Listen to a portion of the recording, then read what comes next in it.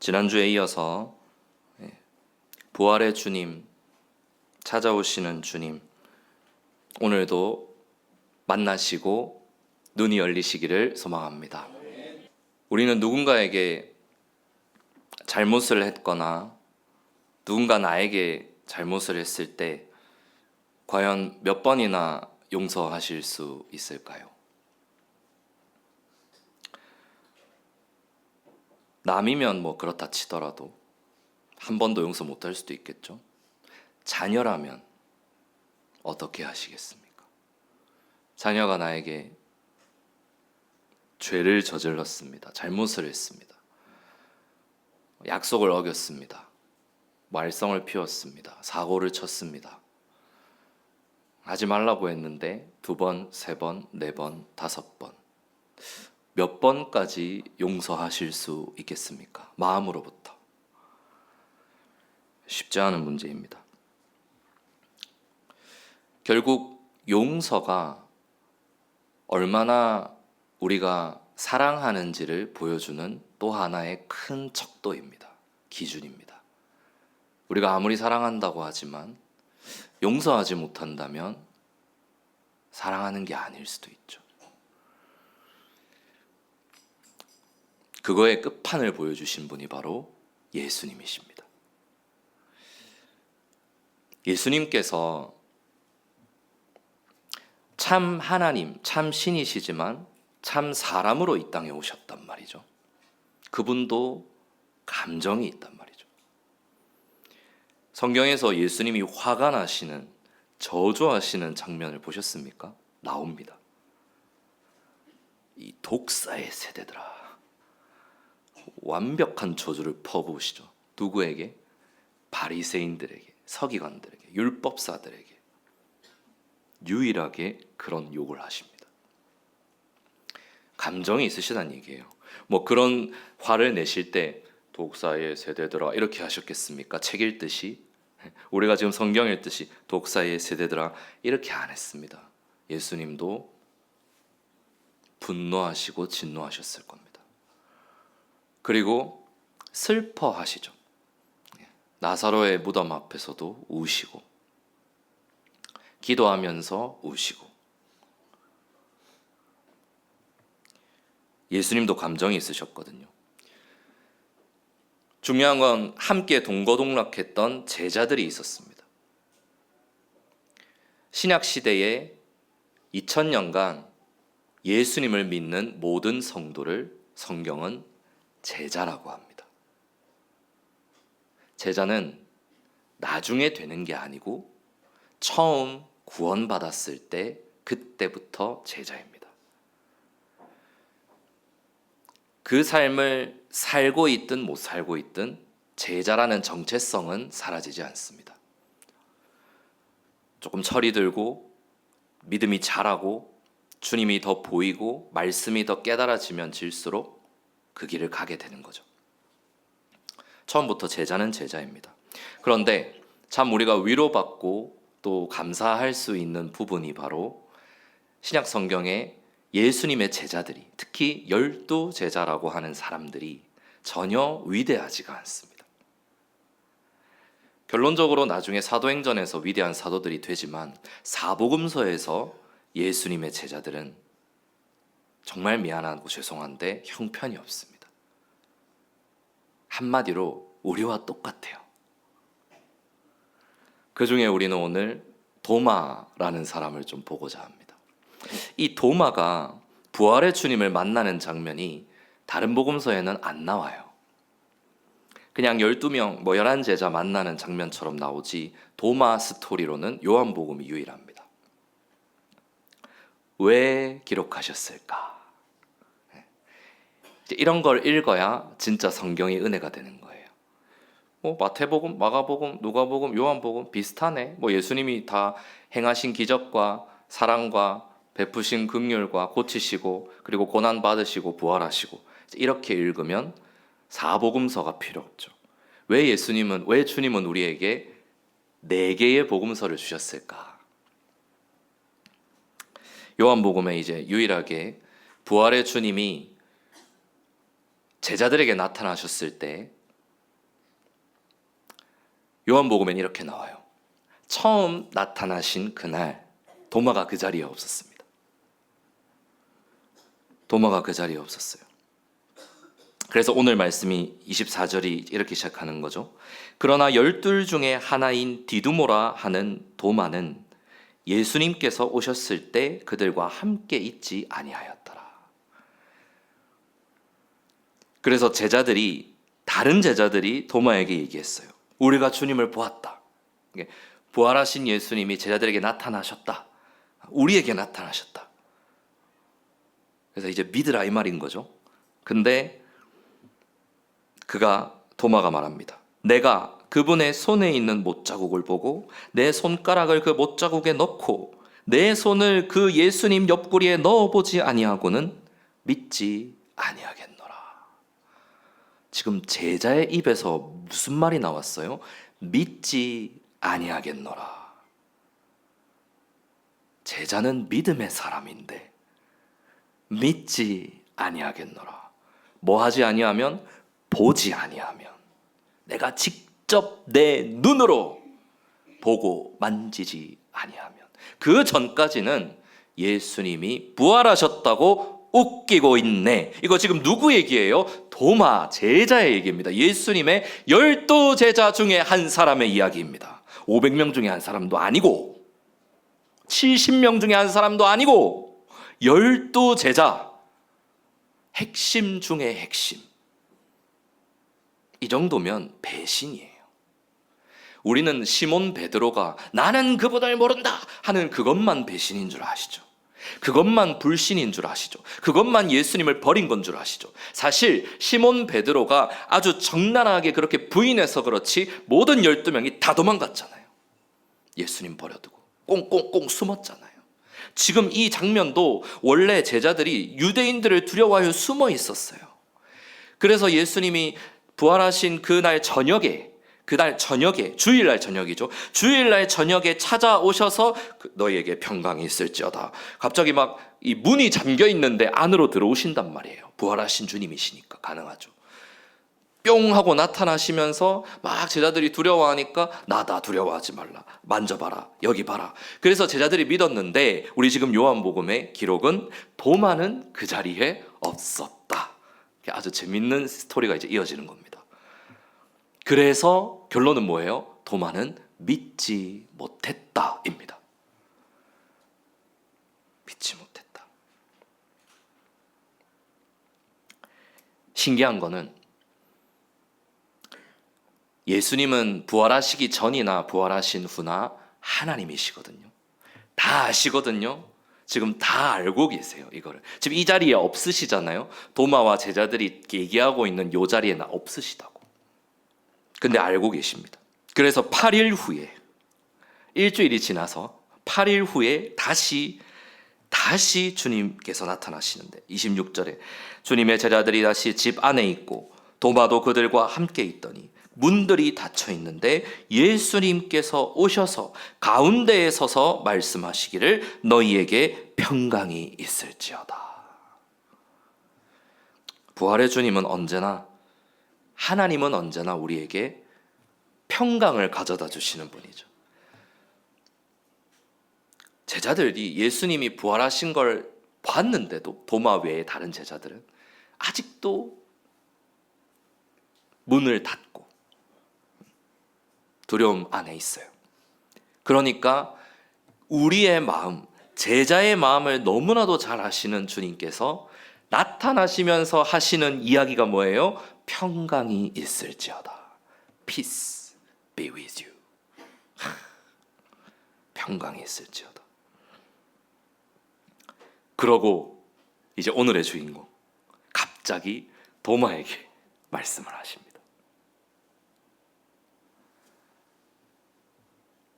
이 기록이 다른 복음서에는 없다니까요.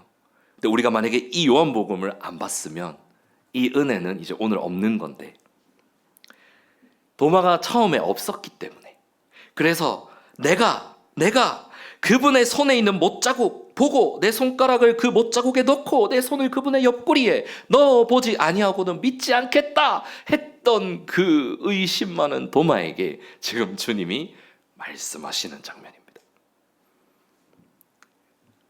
우리 같으면 어떻게 하겠어요? 야, 이놈의 자스가, 믿음이 없는, 이 무지막지한 믿음이 없는 자식아 라고 하지 않았겠습니까?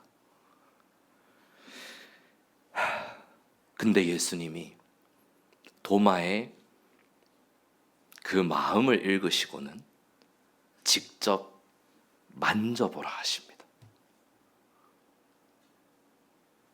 내가 그분의 손에 있는 못자국 내 손가락 그 못자국에 넣고 옆구리에 넣어보지 아니하고 믿지 하겠노라. 자, 여기 있다. 다른 말씀 안 하시고 네 손가락을 이리 내밀어 나의 손을 봐라. 네 손을 이리 내밀어 내 옆구리에 넣어보라. 그리고 믿음 없는 자가 되지 말고 믿는 자가 되라.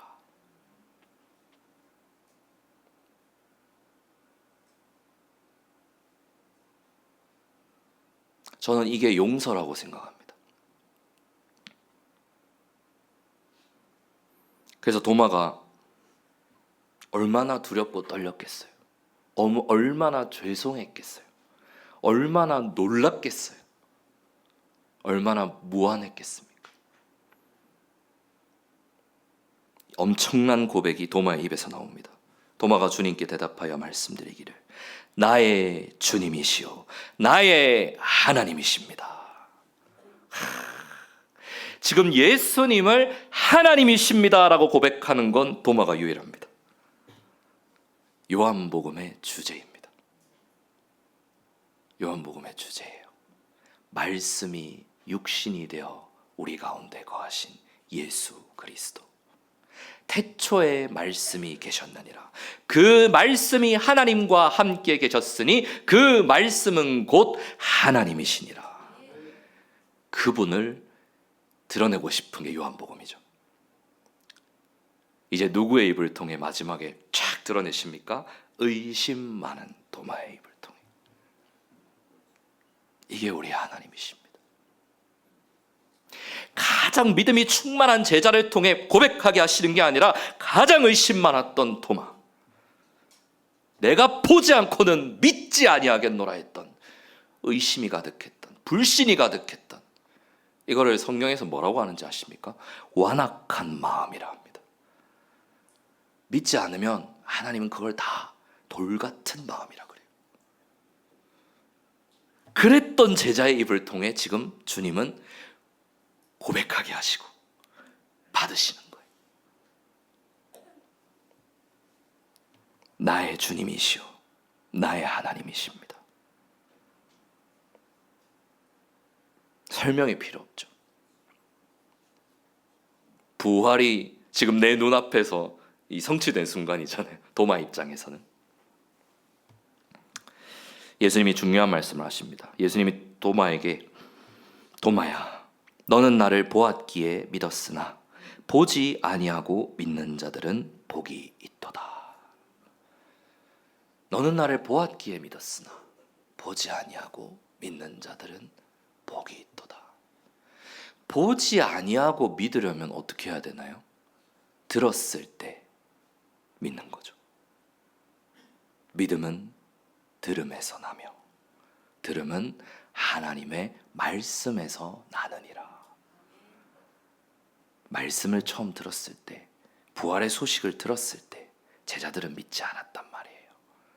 그러니까 예수님이 지금 가장 그 제자들 중에 가장 완악한 의심 많은 도마의 입을 통해 고백을 받으시고는 믿음 없는 자가 되지 말고 믿는 자가 되라.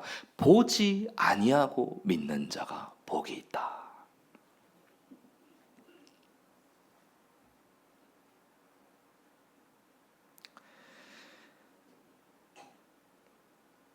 여기에 많은 의미가 있습니다. 신앙생활은 부활하신 주님, 살아계신 주님과의 동행인데, 우리가 기도할 때도 하나님이 살아계심을 믿고 기도하는 것인데, 우리가 아무리 기도 생활하고 신앙생활 한다고 하지만 열심히 성경 읽고 열심히 전도하고 열심히 교회 나오고 좋습니다. 겉으로 보기에 신앙생활이라고 할 수 있지만, 만약에 우리의 믿음이 보지 아니하면 믿을 수 없다. 보여주시면 내가 믿겠습니다. 이런 믿음은 아닌지. 제가 여기서 엄청 많이 회개했습니다. 우리 찬송가 중에 그런 찬양이 있습니다. 이 눈에 아무 증거 아니 되어도 믿음만을 가지고 선을 걸으며 이 귀에 아무 소리 아니 들려도 하나님의 약속 위에 서리라. 이거 쉬운 거 아니에요. 이제 인정합니다. 쉬운 거 아닙니다. 우리는 눈에 보여야만 주님을 믿으려고 하는 거예요. 해결해 주셔야만. 당장 내 눈앞에 이 문제 해결해 주셔야만. 내 기도 들어주셔야만. 돈이 안 벌립니다. 돈을 주세요. 돈이 보여야만. 취업이 안 됩니다. 직장이 취업이 돼야만.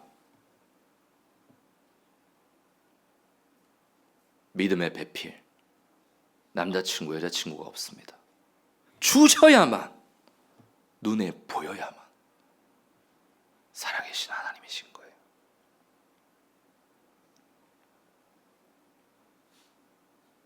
결혼을 하면 끝난 줄 알았는데, 직장을 가서 돈을 벌면 끝난 줄 알았는데, 자식을 주셔야만, 그게 아브라함이지 않겠습니까? 우리 아브라함을 쉽게 보지 마세요. 얼마나 급했으면 이스마엘을 낳았겠습니까? 우리는 그거를 육신의 열매라고 비난하고 정죄할 수 있지만 우리는 그렇지 않습니까? 약속을 기다리지 못하고 하나님의 응답을 기다리지 못하고 눈에 보이는 것 빨리 내가 해결해버리고 싶은 거예요. 그냥 하나님이 해결해 주실 때까지 조금만 기다려야 되는데, 지금 제 얘기입니다. 우리는 모두가 다 그런 삶을 살고 있는 거예요. 아니라고 하실 수 있겠지만 사람이 정말 갈 때까지 가면, 깊은 데까지 들어가면, 가장 나의 약한 부분을 건드리면 그럴 수밖에 없습니다. 내 눈앞에 보이는 게 다인 거예요. 우리는 그게 사람이죠. 주님은 뭐라고 하십니까? 보지 아니하고 믿는 자들은 복이 있도다. 이게 부활만을 말하는 게 아니에요. 부활을 믿을 수 있다면 사실 다 믿을 수 있는 거죠. 정말 주님의 부활을 믿으십니까? 죽으셨다가 묻히셨다가 3일 만에 다시 일어나신 주님. 그분은 영원히 죽지 아니하시고 하늘로 올라가셔서 하나님과 우리 사이에 영원한 중보자가 되셨습니다. 그분이 우리의 주님이시고, 그 이름으로, 그 예수님의 이름을 믿는 자, 그리고 그 예수님의 이름으로 기도하는 자, 그 예수님의 이름을 붙드는 자, 오늘도 구원을 얻으리라. 그 구원이 꼭 예수 믿고 구원받는 첫 번째 구원만 말하는 게 아니라 날마다의 구출, 날마다의 회복, 날마다의 성령 충만. 그 주님을 불러야 되고 주님을 붙잡아야 되고. 근데 잘 보세요. 눈에 안 보여. 부활하신 주님이 지금 눈에 보입니까? 하나님이 눈에 보입니까? 안 보이잖아. 안 보이니까 우리는 내 맘대로 살아가는 거예요. 그렇지 않습니까? 내 갈 길로 가는 거예요. 그래서 결론은 뭐예요? 보여주시면 내가 순종하겠습니다. 거짓말, 그건 믿음이 아니다. 좀 더 정확하게 말하면 그건 복된 믿음이 아니다. 오늘 주님의 말씀, 보지 아니하고 믿는 자가 복이 있다 하셨으니까 보고 믿는 자는 그만큼 복이 없는 거죠. 그렇지 않습니까? 여기서 마치면 요한복음은 은혜가 없는 거예요. 역시 우리는 믿음이 부족하구나. 우리의 인생은 끝났구나. 근데 제가 어제 이 말씀을 깊이 묵상을 하다가 초점을 주님께로 한번 돌려봤습니다. 예수님은 왜 이렇게 하셨을까? 다 아시는 거예요. 그런 나를, 그런 도마를, 그런 우리를 다 아시는 거예요. 120%, 10,000% 다 아시는 거예요. 나보다도 나를 더 잘 아시는 거예요. 그래서 이렇게 하신 거예요. 우리 같으면 절대 이렇게 못합니다. 불신하는 제자에게 다른 책망하지 않으시고, 도마야, 내 손가락, 나의 손 보고 네 손을 이리 내밀어 내 옆구리에 넣어봐. 이게 지금 책망이 아니라 사실은 용서하시는 거예요. 기회를 주시는 거예요. 사랑하시는 거예요. 끝없이 용서하시고 끝없이 사랑하시는 거예요. 왜 이렇게 하는지 아십니까? 도마도 눈을 뜨고 주님의 사랑을 깨닫고 주님의 사명으로 무장해야 되니까. 부활의 증인으로 살아가야 하니까. 이 지점이 없으면, 이 용서가 없으면 도마는 일어서서 증인으로 갈 수가 없으니까. 제자로, 사명자로 세우시는 과정인 거죠. 이 과정이 바로 끝없는 용서와 한없는 사랑입니다. 주님은 언제나 우리를 용서하시고 언제나 우리를 사랑하시는 거죠. 보지 못해서 믿지 못하겠습니다, 주님. 보지 못해서 내가 오늘도 하나님이 살아계신지도 모르겠습니다, 주님. 이러고 있는 나에게, 이러고 있는 우리에게 끝없이 찾아오시고 손을 내미시고, 끝없이 찾아오시고 손을 내미시고, 끝없이 찾아오시고 손을 내미시고, 도마야, 내가 여기 있다. 믿음 없는 자가 되지 말고 믿는 자가 되라.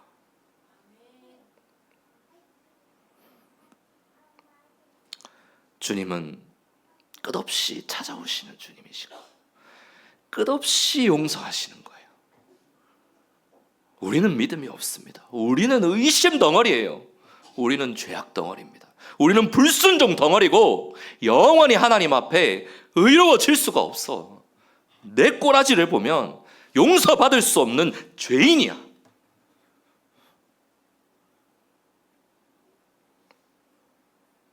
근데 그런 나를 처음 불신자면 이해합니다.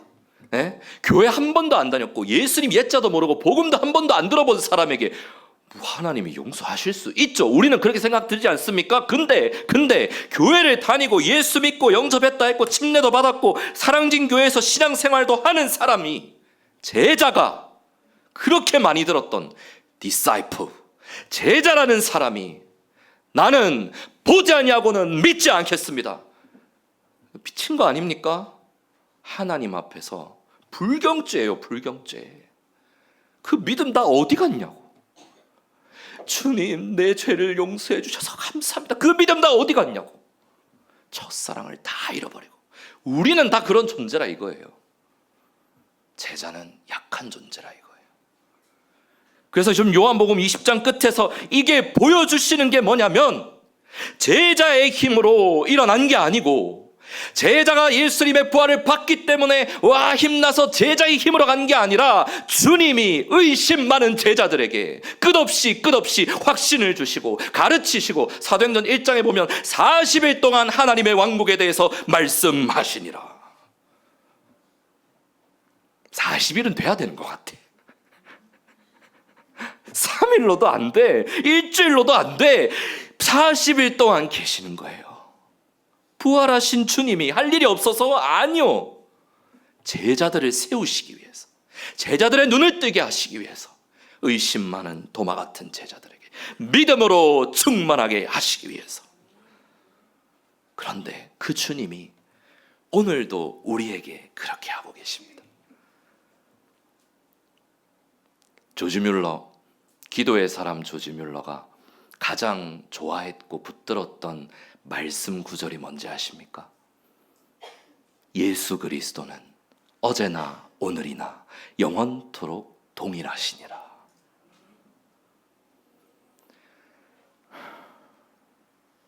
이 말씀이 왜 붙들었는지 조금 알 것 같아요. 이거 단순한 위로가 아니고요. 조지 뮬러는 영원의 주님을 바라본 거예요. 이터너티. 우리는 변하는데, 세상은 변하는데, 나도 의심이 많고, 나도 자꾸 쓰러지고 넘어지고 연약한 존재인데, 주님은 그대로우신 거예요. 십자가가 바뀝니까? 십자가의 대속의 효력이 바뀝니까? 부활의 주님이 어디 갔습니까? 그대로 계시잖아. 하늘에서 우리를 위하여 하나님 아버지와 우리 사이에 영원한 중보자로 화해의 예물로 다 계시잖아요. 영원하신 대제사장, 히브리서 보세요. 그분을 통하여 예수님의 피에 의하여 거룩한 지성소로 들어가는 담대함을 얻었다. 그래서 우리가 이제 왕가의 제사장인 거예요. 어디든지 어디서든지 영과 진리 안에서 아버지께 경배 드릴 수 있는 거예요. 누구를 통하여? 십자가의 주님을 통하여, 부활의 주님을 통하여, 살아계신 주님, 어제나 오늘이나 영원토록 동일하신 예수 그리스도를 통하여. 그분은 변치 않으시는 거예요. 변치 않는다, 영원하다. 그걸 두 글자로 진리라. 사람은, 세상은 진리가 뭔지를 쫓아가고 있죠. 그게 철학입니다. 영원히 변치 않는 것. 변하지 않는 게 뭐지? 변하지 않는 건 예수 그리스도, 우리의 주님밖에 없습니다.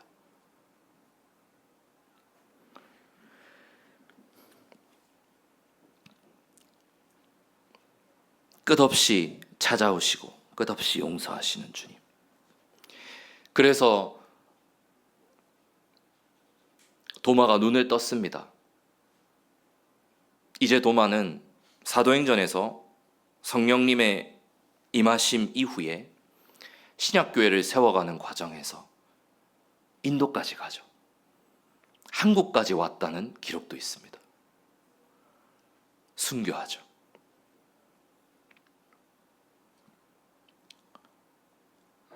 그렇게까지 달려갈 수 있었던 힘이 어디에 있었다고 생각하십니까?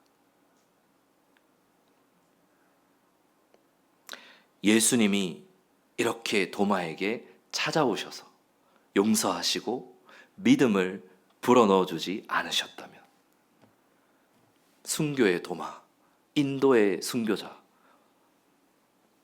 아시아까지 온 도마, 그 도마는 없습니다.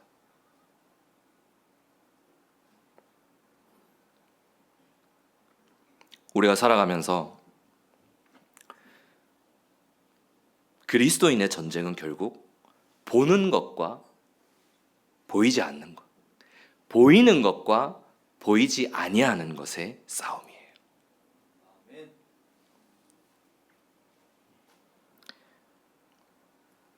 우리 오늘 마지막으로 말씀 구절을 두 구절만 딱 찾아보고 마칠 텐데요.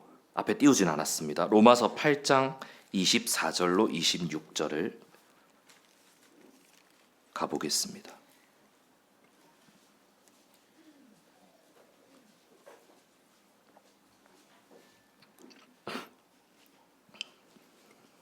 로마서 8장 24절로 26절입니다.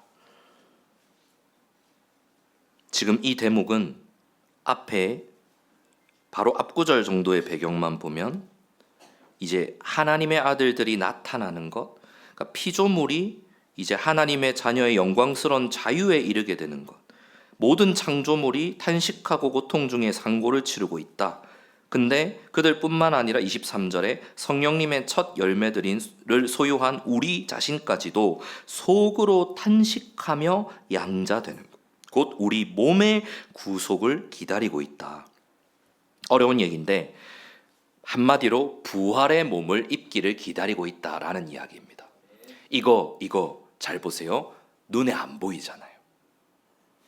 약속이 눈에 안 보인다고. 눈에 보이는 건 유일하게 뭡니까? 성경 기록밖에 없어요. 근데 성경 기록을 보여준들 믿습니까? 믿음은 별개의 문제인 거예요. 왜냐하면 보이지 아니하는 걸 믿는 믿음이기 때문입니다. 결국 믿음은 말씀을 통해 얻어지는 건 맞는데 우리가 또 믿음으로 나아가는 건 보이지 아니하는 것에 대한 믿음이에요. 부활이 눈에 안 보이잖아. 우리도 나중에 주님처럼 부활한대. 눈에 안 보여. 그래서 자꾸 사람들은 뭘 하냐면, 우리 여기 미술 교수님도 계시고 선생님도 계시지만, 자, 미술을 뭐라 하는 게 아닙니다. 자꾸 그림으로 뭔가 형상으로 보여주고 싶은 거야.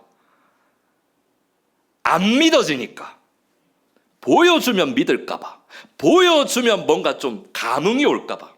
근데 죄송한데요, 믿음은 보는 것에서 오는 게 아닙니다. 들음에서 옵니다. 그리고 그 보는 것은 믿음의 눈, 영의 눈으로 볼 수 있는 겁니다. 절대로 이 눈으로 못 봐요.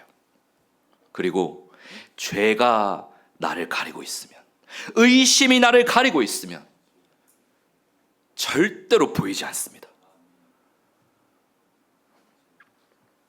지금 지난주에 이어서 눈에 대해서 자꾸 얘기를 하고 있습니다.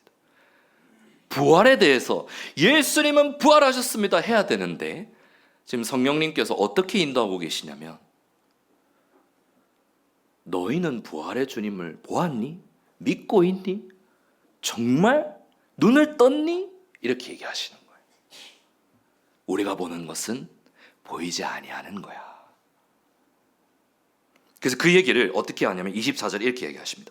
이는 우리가 소망으로 구원을 받았기 때문이라. 그러나 보이는 소망은 소망이 아니니 사람이 보는 것을 어찌 소망하고 있으리요. 그렇죠. 그러나 만일 우리가 보지 못하는 것을 소망하면 뭐로? 인내로 기다릴지니라. 이제 여기서 필요한 게 인내인 거예요. 단순한 믿음이 아니라 인내, 믿음의 인내. 기다리는 거, 그게 곧 믿음인 거예요. 이젠 단순히 예수님이 부활하셨음을 믿습니다. 아, 저 믿는다니까요. 믿는다는데 왜 그러세요? 정말 믿는다면 보이지 아니하시는 하나님을 보는 것 같이 가고 있니? 기다리고 있니? 주님의 응답을 기다리고 있니? 보이지 않아도, 이 눈에 아무 증거 아니 배워도 믿음만을 가지고서 걸어가고 있느냐? 그걸 물으시는 거죠. 이게 부활과 연결이 되어 있습니다. 사람이 보는 것을 어찌 소망하고 있으리요. 보이는 소망은 소망이 아니다. 만일 우리가 보지 못하는 것을 소망하면 인내로 기다릴지니라. 그러면서 자, 이제 여기에 엄청난 은혜가 있습니다. 아, 우리가 인내해야 되는구나. 우리가 인내 기다려야 되는 거, 참아야 되는구나. 참을 그게 아니에요. 우리를 도우시는 분은 성령 하나님이신 거예요. 내 안에 그리스도가 계시잖아. 내가 그리스도와 함께 나무에 달려 못 박혀 있으나, 그 말씀 암송만 하지 마시고 진짜 주님이 내 안에 계신다고. 그게 성령 하나님이시라고요. 그리스도의 영, 스피릿, 성령님, 성령 하나님. 그래서 그분이 뭘 하시냐요? 우리의 기도를 도우시고 우리의 연약함을 도우신다고. 그게 26절입니다. 이와 같이 성령님께서도 우리의 연약함을 도우시나니. 저는 요즘 이 도우신다라는 이 말씀이 너무 은혜가 돼요. 우리는 주님의 도우심이 없으면 아무것도 못해. 요한복음 15장이 그냥 그대로, 이 말씀 그대로야. 너희가 나 없이는 아무것도 할 수 없느니라. 왜냐하면 우린 가지거든. 가지가 포도나무에 붙어 있지 않으면 아무 열매를 못 맺는 거예요. 가지 혼자 해봐. 가지에다가 물을 주고 해보라고. 나무에 붙어 있어야지. 나무에. 그래서 성령님이 우리의 연약함을 도우신다고. 이 얘기가 왜 나온 거예요? 아까 소망 얘기 나왔잖아요. 보이지 아니하는 소망에 대해서 우리가 참고 인내로 보면서 기다려야 되는데 그걸 우리 힘으로 할 수 없다는 걸 주님이 아시기 때문에 성령님이 우리와 함께 하시는 거예요. 우리를 도우시는 거예요. 우리의 연약함을 도우시는 거예요. 이는 우리가 마땅히 기도해야 할 것을 알지 못하나, 우리는 뭘 기도해야 될지도 몰라. 이게 우리예요. 사실 진짜 그렇습니다. 성령님께서 말로도 할 수 없는 탄식으로 신음하며 우리를 위하여 친히 중보하시기 때문이라. 아버지 하나님 앞에 나아갈 수 있게 이제 성령님이 우리 안에서 계속, 우리가 지쳐 쓰러질 때마다, 우리의 믿음이 연약해질 때마다, 도마처럼 의심이 많아질 때마다 우리의 연약함을 도우시는 거예요. 찾아오시고 말씀하시고 깨닫게 하시고. 성경이 열리는 건 온전히 성령님의 사역입니다. 우리가 할 수 없어요. 말씀이 깨달아지는 거, 그 우리가 하는 게 아니에요. 성령님이 깨닫게 하시는 거예요. 모든 게 다 주님의 도우심입니다. 성령님의 도우심. 제가 이 말씀을 본 이유는 우리가 소망으로 구원을 받았는데 이제 영원히 주님과 함께 살리라, 이게 우리의 마지막 소망이거든요. 네.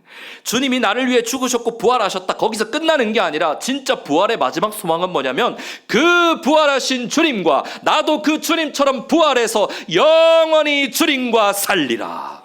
이게 이제 마지막 소망이라고요. 진짜 마지막 남은 엔딩, the end. 세상에 끝이 있다고. 계속 윤회하는 게 아니고 끝이 있다고. 인생은 일직선이에요. 그냥 가면 죽음이 있고 죽음 이후에 심판이 있는 거예요. 근데 주님과 함께 죽고 산 그리스도인들은 영원히 천국에서 주님과 함께 살리라. 그게 보이지 아니하는 소망이잖아요. 이 보이지 아니하는 소망을 붙들려면 어떻게 해야 된다고? 인내로 그거를 기다려야 하느니라. 보이지 아니하는 걸 보면서 말이 안 돼. 보이지 아니하는 걸 어떻게 봅니까? 그러니까 믿음이죠. 믿음은 바라는 것들의 실체요, 보이지 아니하는 것들에 대한 증거이다.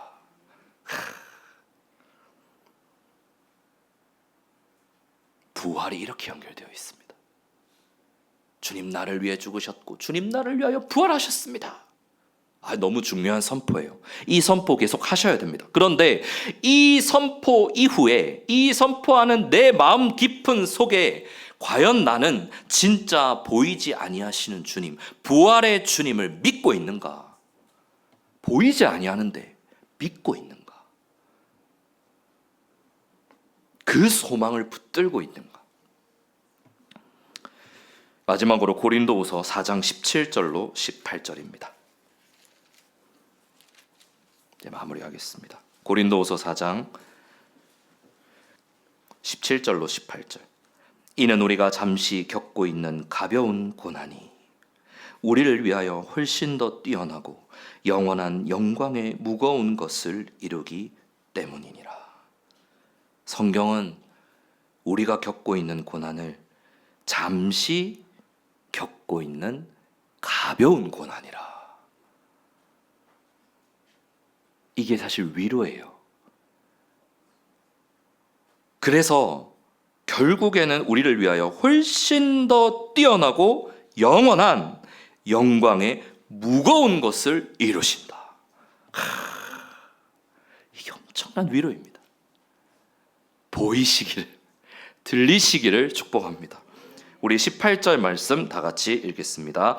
그러므로 우리가 바라보는 것은 보이는 것들이 아니요 보이지 아니하는 것들이니 이는 보이는 것은 잠시뿐이요 보이지 아니하는 것은 영원하기 때문이니라. 아멘. 그래서 우리가 영원한 것을 붙들고 가야 된다라고 할 때 그 영원한 거는, 중요한 건 눈에 보이지가 않아요. 그러니까 우리가 지금 도마처럼 맨날 그러고 있는 거야. 보여주시면 내가 믿겠습니다 하는데 보이지가 않는 거야. 근데 여기서 하나 신비를 말씀드릴게요. 그리고 은혜를 말씀드릴게요. 보이지 않는데요, 주님은 보여주십니다. 그걸 믿음이라. 의심 많은 도마에게 찾아오셔서 주님은 책망하지 않으시고 눈을 열어주시는 거예요. 의심을 지우시는 거예요. 믿음으로 충만하게 하시는 거예요. 그리고 보지 않고 믿는 것이 얼마나 복된 것인지를 깨닫게 해주시는 거예요. 이게 최고의 용서 아닙니까? 아니 내가 너를 용서했다, 이 말 한마디보다 더 중요한 게 이거잖아요. 지금 예수님이 도마를 위해 행하신 그 작업이 결국 우리에게도 가장 최고의 용서 아닙니까? 최고의 사랑 아닙니까? 아니 십자가에서 죽으셨으면 됐지 어떻게 그렇게까지 하시냐고. 주님은 끝없이 용서하시고 사랑하시는 거예요. 십자가에서 우리의 죄를 다, 온 인류의 죄를 다, 모든 인류 역사 6,000년간의 죄를 다 묶어서 용서하셨는데 십자가에서 다 이루었다. 근데 그럼에도 우리는 아직도 여전히 계속 우리는 죄를 짓잖아요. 그런 우리를 향해 오셔서 또 용서하시고 또 일으키시고 또 사랑하시는 거예요. 우리의 주님은 그런 분이십니다.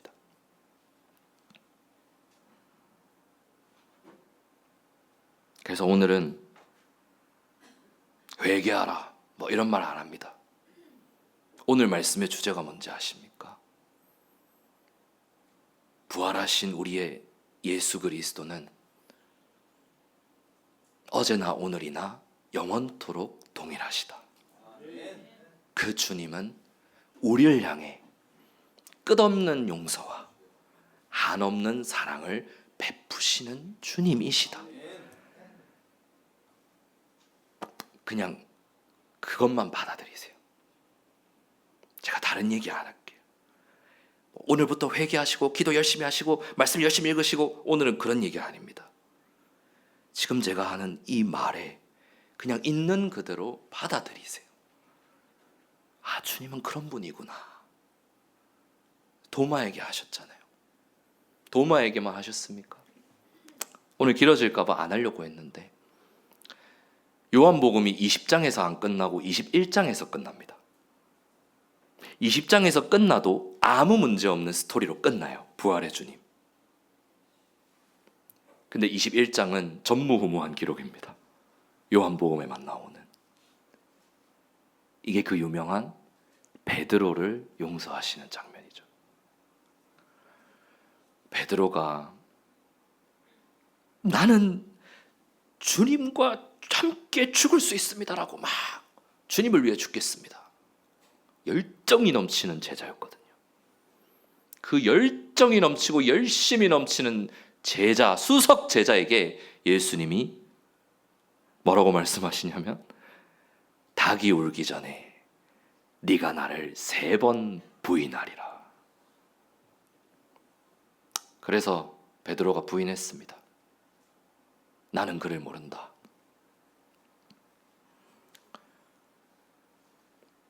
이쯤 되면 이제 사도행전의 신약교회의 초석이 되어야 할 사도로서의 이 자격을 잃어버린 거 아니에요? 박탈당한 거 아니에요? 근데 주님은 박탈하지 않으십니다. 찾아오셔서, 요한복음 21장은 3번째 찾아오시는 거예요. 부활하신 주님이 3번째 찾아오셔서 제자들에게 나타나시고,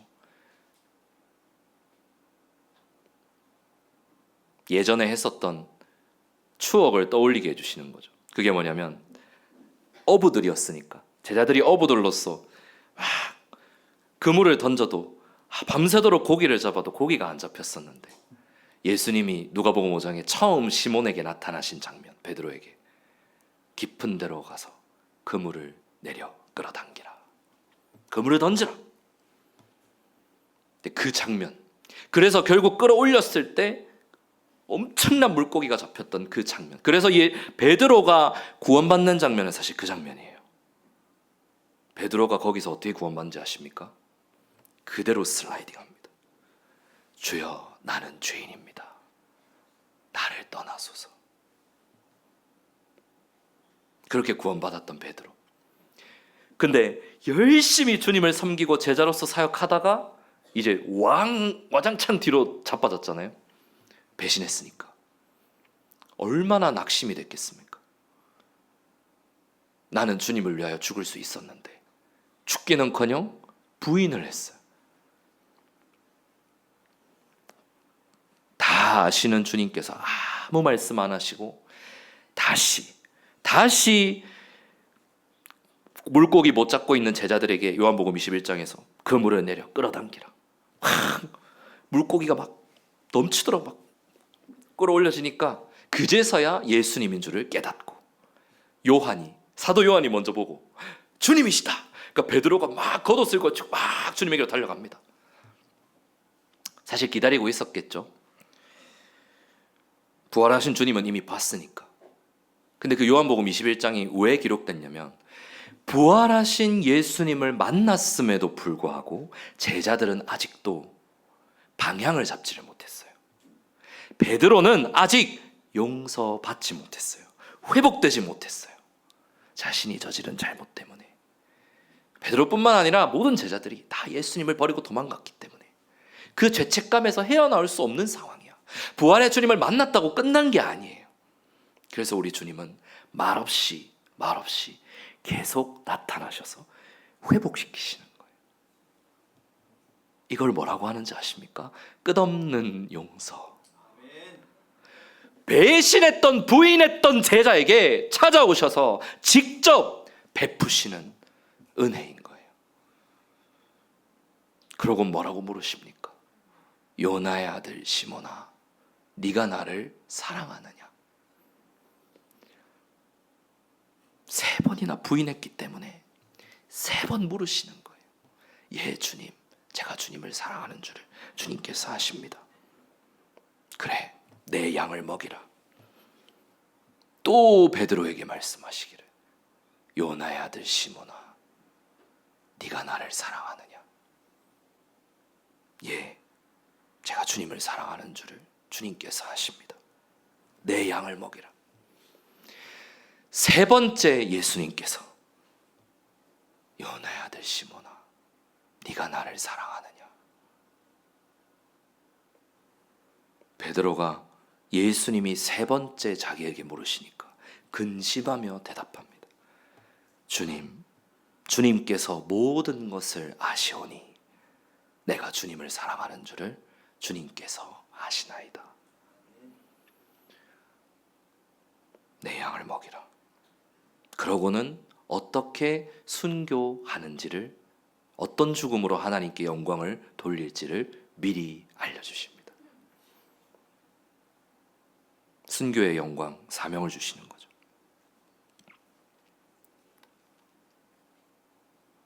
우리 하나님은 오늘도 찾아오시는 하나님. 우리의 주님은 오늘도 끝없이 용서하시는 하나님.